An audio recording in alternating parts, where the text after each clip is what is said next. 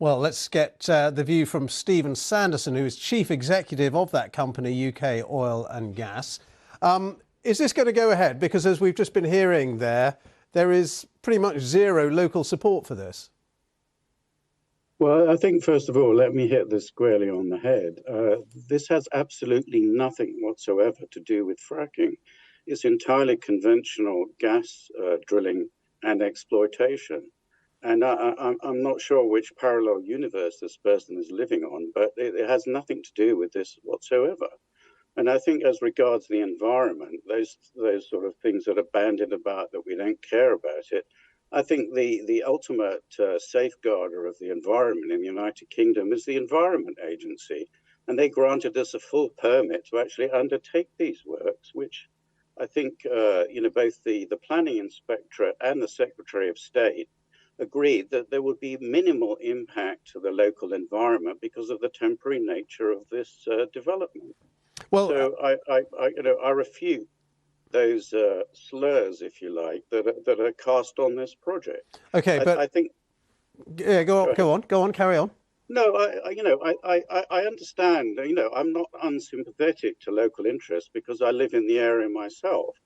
However, I think that people have to understand the true nature of this development. It's essentially two 9-inch diameter holes that will go into the ground to produce what is a very material and high quality gas deposit that was actually found 40 years ago by one of the world's largest oil and gas companies, ConocoPhillips. And, at the moment, because of the higher gas prices that we're seeing, in some part due to the Ukraine situation, having domestic gas certainly helps energy security. Domestic gas also has a much lower pre-combustion carbon footprint than imports.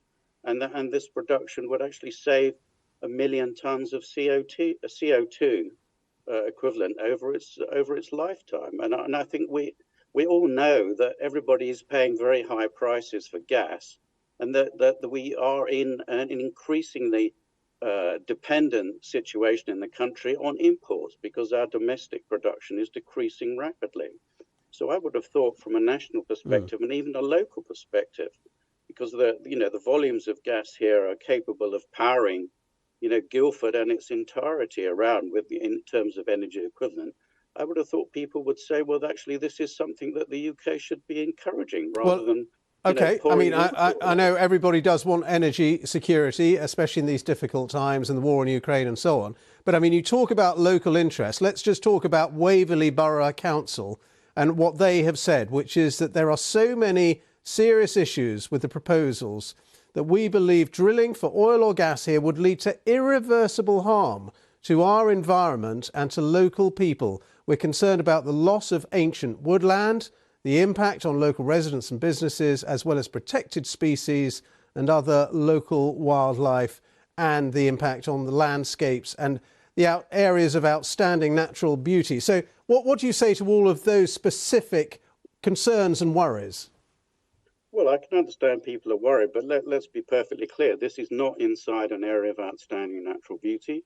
There is no felling of any woodland included. It's actually screened by woodland on two sides. In fact, you can't see the site unless you actually know it's there and walk up to it.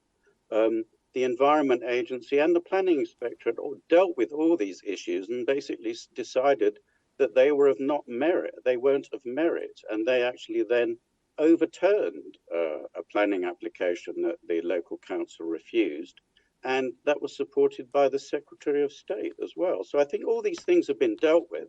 I think the problem is that people just don't like to accept that, there's a different point of view and that they don't get their way. OK, well, you put your point of view, so thank you very much for that. Stephen Sanderson from UK Oil and Gas. Thanks.